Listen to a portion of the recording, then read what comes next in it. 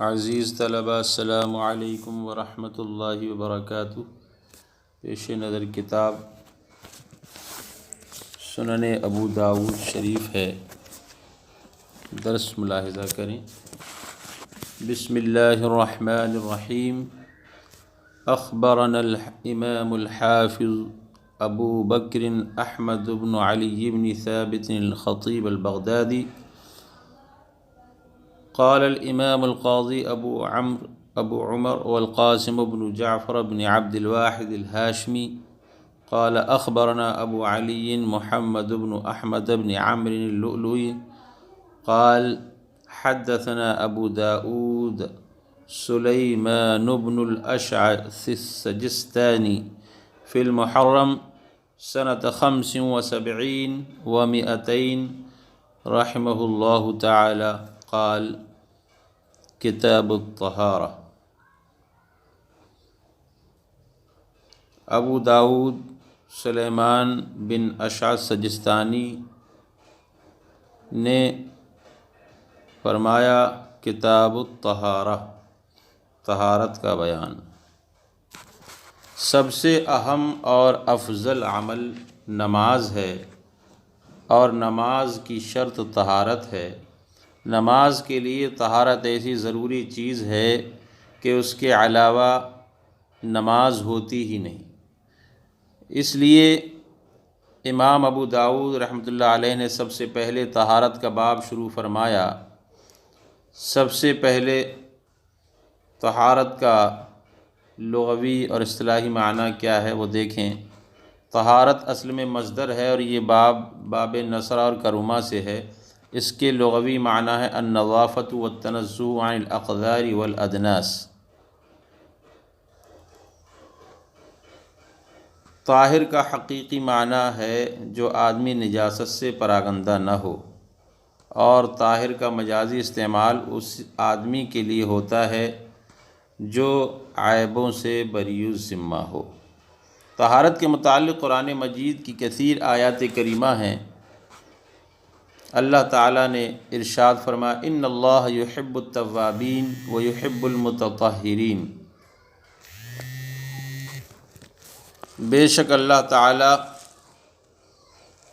بہت توبہ کرنے والوں کو پسند فرماتا ہے، اور بہت پاک رہنے والوں کو پسند فرماتا ہے۔ ایک مقام پر ارشاد فرمایا ان طہر بیتی للطائفین والعاکفین والرکع السجود، میرے گھر کو طواف کرنے والوں، اعتکاف کرنے والوں کے لیے تم دونوں پاک رکھو۔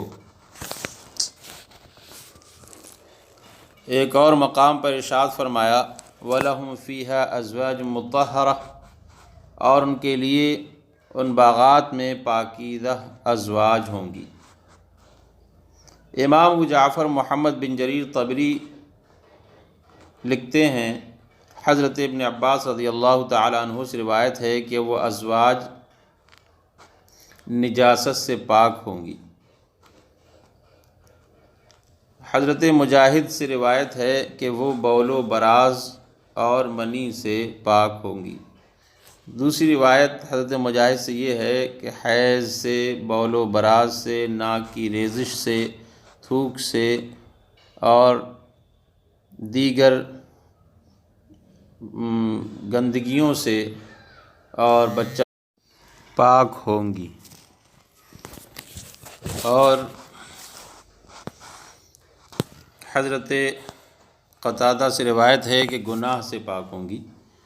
حافظ جلال الدین سیوطی رحمہ اللہ فرماتے ہیں کہ امام احمد اور امام ترمذی حضرت ابو سعید خدری سے روایت کرتے ہیں کہ ادنا درجے کا جنتی آدمی وہ ہوگا جس کے 80,000 خادم اور 72 پاکیزہ بیویاں ہوں گی۔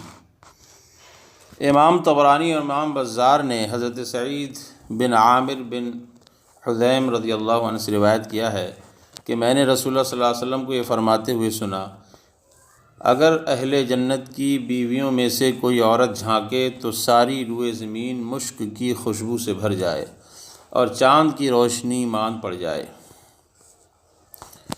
نبی کریم صلی اللہ علیہ وسلم کی زوج مطہرہ حضرت ام سلمہ فرماتی ہیں کہ میں نے عرض کیا یا رسول اللہ قرآن مجید میں ہے حور عین، تو آپ صلی اللہ علیہ وسلم نے اس کی تفسیر بیان فرمائی کہ وہ جنتی حوریں گورے رنگ کی بڑی بڑی آنکھوں والی ہوں گی اور ان کی پلکیں گھنی ہوں گی۔ میں نے عرض کیا یا رسول اللہ قرآن مجید کی آیت ہے کأنہن الیاقوت والمرجان، تو آپ صلی اللہ علیہ وسلم نے ارشاد فرمایا کہ اس کا مطلب ہے کہ وہ ایسی ہوں گی جیسے صدف میں موتی صاف اور شفاف ہوتا ہے، جس کو کسی نے چھوا نہ ہو، وہ اس طرح صاف و شفاف بن چھوئی ہوں گی۔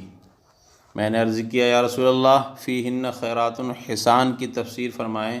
آپ نے ارشاد فرمایا کہ وہ صورت میں حسین اور سیرت میں جمیل ہوں گی۔ میں نے عرض کیا کأنہن بیض مکنون کی تفسیر کیا ہے؟ آپ نے فرمایا کہ ان کی کھال اس طرح باریک ہوگی جس طرح انڈے کے چھلکے کے اندر لپٹی ہوئی کھال باریک ہوتی ہے۔ میں نے عرض کیا رسول اللہ عرباً اطرابا کی تفسیر فرمائیں، تو آپ نے فرمایا جو عورتیں دنیا میں بوڑھی ہو کر فوت ہوں گی، ان کے بال سفید ہو چکے ہوں گے اور وہ کمزور ہو چکی ہوں گی، اللہ تعالیٰ ان کو بڑھاپے کے بعد دوشیزہ بنا کر اٹھائے گا اور وہ اپنے شوہروں سے محبت کرنے والی ہوں گی اور سب ایک عمر کی ہوں گی۔ میں نے عرض کیا یا رسول اللہ دنیا کی عورتیں افضل ہوں گی یا حور عین افضل ہوں گی؟ آپ نے فرمایا دنیا کی عورتیں حور عین سے اس طرح افضل ہوں گی جس طرح ظاہر باطن سے افضل ہوتا ہے۔ میں نے عرض کیا رسول اللہ اس کی وجہ کیا ہے؟ تو آپ نے ارشاد فرمایا کہ اس کی فضیلت کا سبب ان کے روزے، ان کی نمازیں ہیں۔ اللہ تعالیٰ ان کے چہروں میں نور پیدا فرمائے گا، ان کا جسم ریشم کی طرح ہوگا، رنگ گورا ہوگا، کپڑے سبز ہوں گے، سنہرے زیورات ہوں گے، ان کی انگوٹھی موتی کی ہوگی اور کنگھیاں سونے کی ہوں گی۔ وہ کہیں گی سنو ہم دائمی ہیں، کبھی نہیں مریں گے، سنو ہم ہمیشہ نعمت میں کبھی مغموم نہیں ہوں گی، ہم قیام کرنے والیاں ہیں، کبھی سفر نہیں کریں گی، ہم خوش ہونے والیاں ہیں، کبھی ناراض نہیں ہوں گی۔ اس کو مبارک ہو جس کے لیے ہم ہیں اور وہ ہمارے لیے ہیں۔ میں نے عرض کیا ہماری بعض عورتیں دنیا میں 2 خاوندوں سے نکاح کرتی ہیں، بعض 3 سے، بعض 4 سے، یہ کہ بعد دیگرے، تو وہ عورت جنت میں کس شوہر کے نکاح میں ہوگی؟ آپ نے فرمایا ام سلمہ اس عورت کو اختیار دیا جائے گا جس شوہر کا اخلاق دنیا میں سب سے اچھا ہوگا، وہ اس کو اختیار کرے گی۔ وہ عرض کرے گی اے میرے رب میرے اس شوہر کا اخلاق سب سے اچھا تھا، میرا اس کے ساتھ نکاح فرما۔ اے ام سلمہ دنیا اور آخرت کی خیر اچھے اخلاق سے وابستہ ہے۔ جس عورت نے متعدد نکاح کیے ہوں تو ایک صورت یہ ہے کہ ہر شوہر نے اس کو طلاق دے دی ہو اور جب وہ فوت ہو تو کسی شوہر کی نکاح میں نہ ہو، اس صورت میں اس کو جنت میں اختیار ہوگا جس شوہر کے اخلاق سب سے اچھے ہوں اس سے نکاح کرے۔ دوسری صورت یہ ہے کہ اس نے متعدد نکاح کیے ہوں اور آخری شوہر نے اس کو طلاق نہ دی ہو اور وہ اس کے نکاح میں فوت ہوئی ہو، اس صورت میں وہ جنت میں آخری شوہر کے نکاح میں ہوگی، جس طرح کہ حضرت ابو داؤد حضرت حذیفہ کی حدیث مبارکہ میں ہے وَلَا تَقْرَبُوا، حدیث مبارکہ میں آیا ہے۔ اللہ تعالیٰ ارشاد فرماتا ہے وَلَا تَقْرَبُوهُنَّ حَتَّى يَطْهُرْنَ فَإِذَا تَطَهَّرْنَ فَأْتُوهُنَّ مِنْ حَيْثُ أَمَرَكُمُ اللَّهُ إِنَّ اللَّهَ يُحِبُّ التَّوَّابِينَ وَيُحِبُّ الْمُتَطَهِّرِينَ۔ ان سے قربت نہ کرو حتیٰ کہ وہ پاک ہو جائیں، اور جب وہ مکمل پاک ہو جائیں تو ان کے پاس وہاں سے آؤ جہاں سے آنے کا حکم ہے۔ بے شک اللہ تعالیٰ توبہ کرنے والوں کو پسند فرماتا ہے اور پاکیزگی اختیار کرنے والوں کو پسند فرماتا ہے۔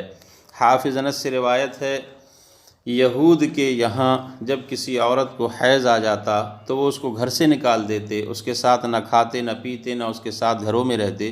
رسول اللہ صلی اللہ علیہ وسلم سے اس کے متعلق سوال ہوا تو اللہ تعالیٰ نے یہ آیت کریمہ نازل فرمائی۔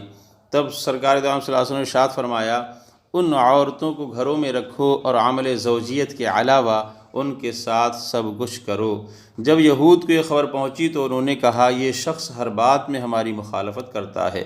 پھر حضرت اسید بن حضیر اور حضرت عباد بن بشیر رضی اللہ عنہ آپ کے پاس آئے اور عرض کرنے لگے، یا رسول اللہ، یہود اس طرح کہہ رہے ہیں تو کیوں نہ ہم اپنی عورتوں سے جماع بھی کر لیں؟ یہ سن کر رسول اللہ صلی اللہ علیہ وسلم کا چہرہ متغیر ہو گیا، حتیٰ کہ ہم نے گمان کیا کہ آپ ان سے ناراض ہو گئے ہیں۔ اس کے بعد سرکار کے پاس ہدیے میں دودھ آیا تو آپ نے وہ دودھ ان دونوں کے لیے بھیجا، اس سے دونوں نے یہ جانا کہ آپ ان سے ناراض نہیں ہوئے۔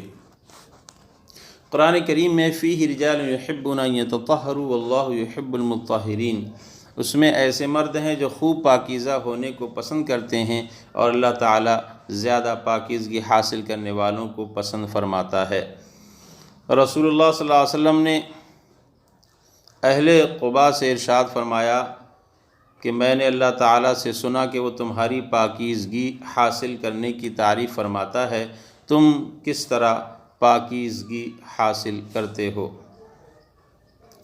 روایت میں آتا ہے کہ نبی کریم صلی اللہ علیہ وسلم نے ارشاد فرمایا، یہ آیت کریمہ اہل قباء کے متعلق نازل ہوئی، وہ پانی کے ساتھ استنجا کرتے تھے تو ان کے بارے میں یہ آیت کریمہ نازل ہوئی۔ امام محمد بن اسحاق نے فرمایا،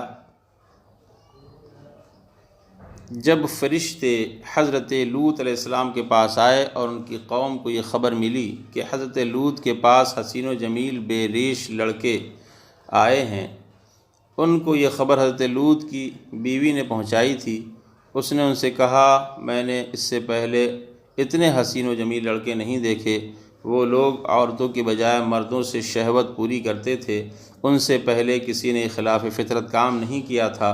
تو وہ دوڑتے ہوئے حضرت لوط کے پاس آ کر کہا، کیا ہم نے آپ سے یہ نہیں کہا تھا کہ آپ کے پاس کوئی شخص نہ آئے؟ اگر کوئی آیا تو ہم اس سے بے حیائی کا کام کریں گے۔ تب لوط علیہ السلام نے فرمایا، میری قوم، یہ میری قوم کی بیٹیاں ہیں، یہ تمہاری بہت پاکیزہ ہیں، میں ان بیٹیوں سے نکاح کرنے کو اپنے مہمانوں کا فدیہ دیتا ہوں۔ اور حضرت لوط نے ان کو یہ دعوت دی تھی کہ وہ حرام کام کو ترک کر کے حلال نکاح کر لیں۔ حضرت سعید بن جبیر رضی اللہ تعالیٰ عنہ فرمایا، یعنی قوم کی عورتوں سے نکاح کر لو جو ان کی بیٹیاں ہیں اور وہ ان کے نبی ہیں، کیونکہ نبی امت کے لیے بمنزلہ باپ ہوتا ہے۔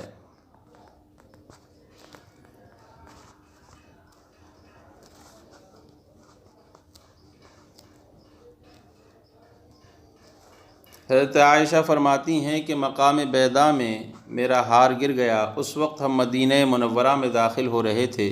نبی کریم صلی اللہ علیہ وسلم نے اونٹنی کو بٹھایا اور اونٹنی سے اتر گئے۔ آپ صلی اللہ علیہ وسلم نے میری گود میں سر رکھا اور سو گئے۔ حضرت ابوبکر آئے اور انہوں نے مجھے زور سے گھونسے مارے اور فرمایا، تم نے تمام لوگوں کو ہار کی وجہ سے ٹھہرایا ہے۔ رسول اللہ صلی اللہ علیہ وسلم کے آرام میں خلل پڑنے سے مجھے موت کی طرح محسوس ہو رہا تھا، حالانکہ حضرت ابوبکر صدیق رضی اللہ تعالیٰ عنہ نے مجھے سخت تکلیف پہنچائی تھی۔ پھر نبی کریم صلی اللہ علیہ وسلم بیدار ہوئے، اس وقت صبح ہو چکی تھی، صبح ہو چکی تھی، پانی کو تلاش کیا گیا لیکن پانی نہیں ملا۔ اس وقت آیت کریمہ نازل ہوئی، یا ایھا الذین آمنوا اذا قمتم الى الصلاة فاغسلوا وجوہکم وایدیکم المرافق وامسحوا برؤوسکم وارجلکم الى الکعبین۔ حضرت اسید بن حضیر رضی اللہ تعالی عنہ نے فرمایا، اے آل ابو بکر، اللہ تعالیٰ نے لوگوں کے لیے تم میں برکت رکھی ہے، تمہارا وجود ان کے لیے باعث برکت ہے۔